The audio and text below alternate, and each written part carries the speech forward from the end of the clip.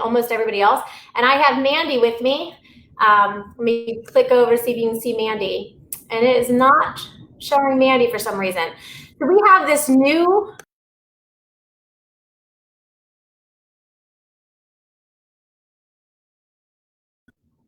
There you go. Yeah, there you go. So it's new software that I just got downloaded because if you know anything about Hard Home Community, right, Mandi, is that we like to go out into the public and do stuff, right? Yeah. Mandi's wearing her Hard Home Community shirt. Can you show the? Nice. Is it like normal this way? I can't tell. It is normal. You can read it normal. Okay, good. You're so funny. So one of the reasons I asked Mandi to join us is because in the this pandemic that we're in, everything's crazy. It's changing hour by hour. Yeah. She's locked into a house with her young twins, but right now she's at the potty training. That's the worst part. I mean, it's good, I guess, but it's also like if there was any time to potty train twins, this is not the time. Here we are. Mm-hmm. Here we are. Whatever.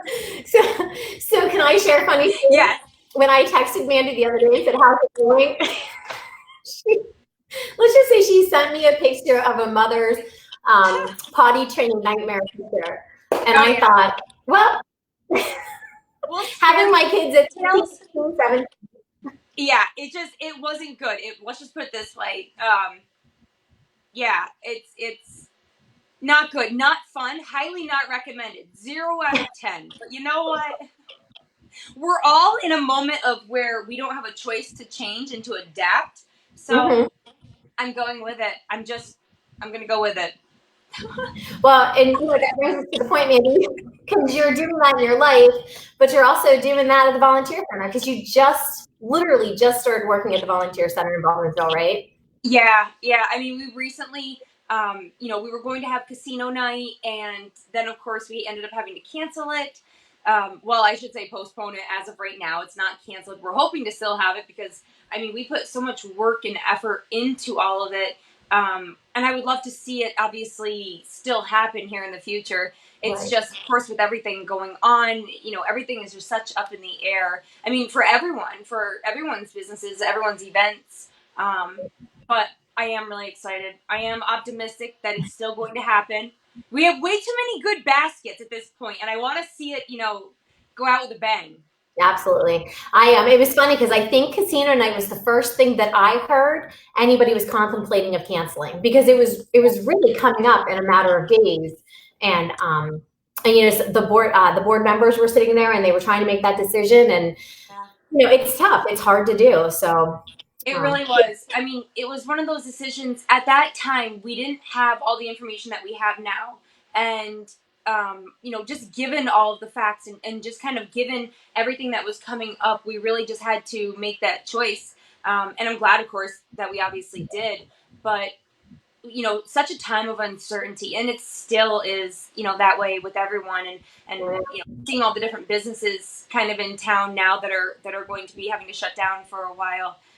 It's wild. It's definitely a wild time. That's for sure. Definitely. Now, I went down to the village today to get something out of our building where we're located, and there was tons of parking spots to be had. It's just kind of sad. We ordered food from one of the businesses, actually Angry Garlic, last night and picked that up. Yeah. It worked out great. They brought the food out to the curb. So, but what can you tell me the volunteer center is doing right now? Because I know that you're getting phone calls. What can people do to help? So I'm getting a lot of phone calls, especially for people that are, of course, we're a volunteer center. People are wanting to volunteer at this time.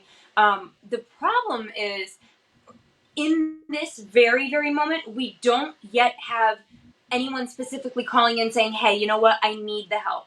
But we do, of course, have, the food pantry. We do have the help project that we head. And they are definitely in dire need of the household essential products for the help group, which is at the United Methodist Church. And then, of course, the food products for the food pantry itself.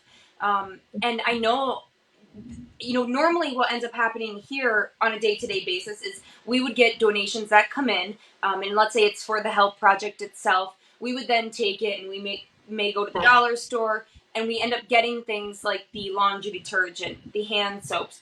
But due to the fact that there is a shortage, we can't. I mean, you can't even go online and order those things right now. And I called corporate yesterday to try and speak with them, and they said, we don't even have that ability. And I mean, everyone is kind of facing that. So the one thing that I was kind of sitting down just brainstorming with my husband last night, and I said, what is something that what can we do? What could everyone truly do and truly give it this time? Because of course there is going to be, there are a lot of us too that are still searching for toilet paper or whatever it may be, with all of this. But last night, for example, we went to Costco and they had the huge things of toilet paper, and they're all individually wrapped. So it's one of those things. Okay, can you maybe even just of those, could you spare a roll or two? And you know what? The answer truly is yes, because I'll be honest with you. There's not okay. The whole toilet paper thing is like whatever, but so crazy. But of all those things, there's not there's not a food shortage. Trucks are still coming into these places and still consistently delivering. More so, it's just of course, being mindful of not, having to go out and to do those things. But on the other end of that, you have people that are still, of course, in serious need of these essential items. And the way that I look at it and the way that I've been able to kind of justify everything is, of that package of toilet paper that we had purchased, I can absolutely give up a few of these. And, a box of pasta, that's not going to make or break any one of us, to truly kind of to do something small, because even if, you can kind of look at it as money. People can't maybe necessarily donate $100, but could you donate $1 or $5? And usually the answer is, of course, yes. But you get enough of those products, and that's so impactful and so incredibly helpful to the community and to the people that are truly in need. And it's not right now necessarily going to be the people that are maybe in need. Like usually this is going to be something maybe in a few weeks where you're going to find maybe the moms that are like, what, I can't find the formula that I need. I can't find maybe the package of diapers that I need. And, there's different community groups that I've seen out on Facebook right now that are kind of getting together. And really they are, almost having like these community ambassadors, so to speak, and really trying to head their own community to say, what, I have a mom here in the community or whoever it may be that is looking for this product. Does anyone maybe have one until, someone else can maybe get to the store at a later point to get these things? Yeah. So it's not, people shouldn't be ashamed or feel like they are, oh, maybe I don't qualify for those services. That's not what this is right now. Right now, it's a need for truly coming together because, and I've seen it so much, we are stronger together. And Baldwinsville is a community of people that are so willing to band together and to be together. I've seen that simply with just the businesses. And, for example, you were just kind of talking about Angry Garlic, the amount of people who, take out and just kind of offering that and utilizing that service. This is like I'm in my glory because this type of stuff, I love just going out, ordering food, getting it to go, take home, setting there. But it's just doing small things. And I think a lot of times people will kind of say, oh, I have to do something huge. No, no one can do that because you're going to overextend yourself and you're just going to stress yourself out. But if you can just do this much, and if everyone just did that much, eventually that's this much. Right. And that's the way to look at it. You had mentioned, Mandi, about people saying if I see something. I know, a couple of the groups, like you said, on Facebook, someone will go to a store and say, hey, there's meat here. Hey, there's pasta here. Hey. And it's just a matter of even just messaging back, I need that, and then they will grab it. So it's that community building that you're talking about. Yeah, absolutely. And, I had other people calling in trying to figure out, again, what can they do? I think right now the biggest thing is truly creating community, and community is so important right now.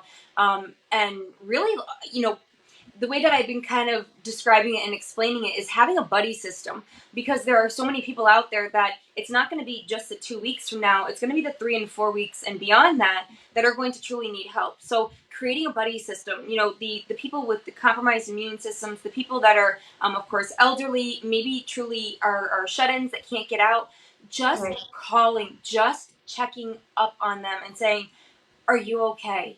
Because just having someone to even listen to you for 5 minutes. I mean, I call you sometimes and I'm like, Shelly, I don't know what I'm doing. I don't know what's happening. We all do Just, that.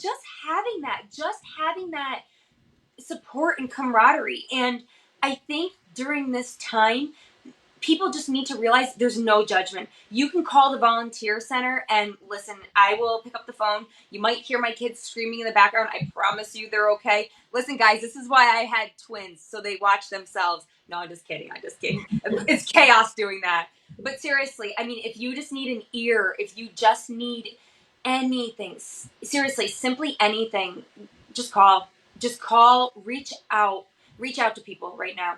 It's huge. It's truly what everyone needs right now, is to just form community in whatever definition and sense that means to them. Right. No, and I appreciate your time, because I know that you came to the volunteer center to get some work done, and you have to get back to your kids because your husband has to work as well too, right? I know.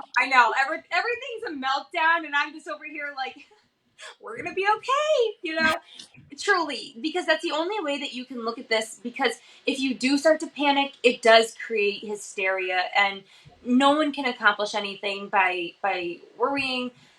Take a few deep breaths at the end of the day. Like I said, reach out, talk to someone. I'm here. I'm a talker. I will talk your ear off, and then you'll probably be like, oh God, good. I am so good for the rest of this. But seriously, we're all in this together, and we are truly stronger together. Truly. Yeah, absolutely. Well, you heard her. If you need anything, the volunteer center's there. I'll put the number in the post. Yes. I'm working from home, but she's technically working home. New mandates were put in, so I think more and more people are going to be working from home as we go through. But there is a lot of community spirit, and the Facebooks have been a huge help, I know. So, well, stay healthy, Mandi, and I'm sure I'll talk to you soon. That sounds good. Bye, guys. Have a good one. See you. Bye. I had to stop it, Shelly.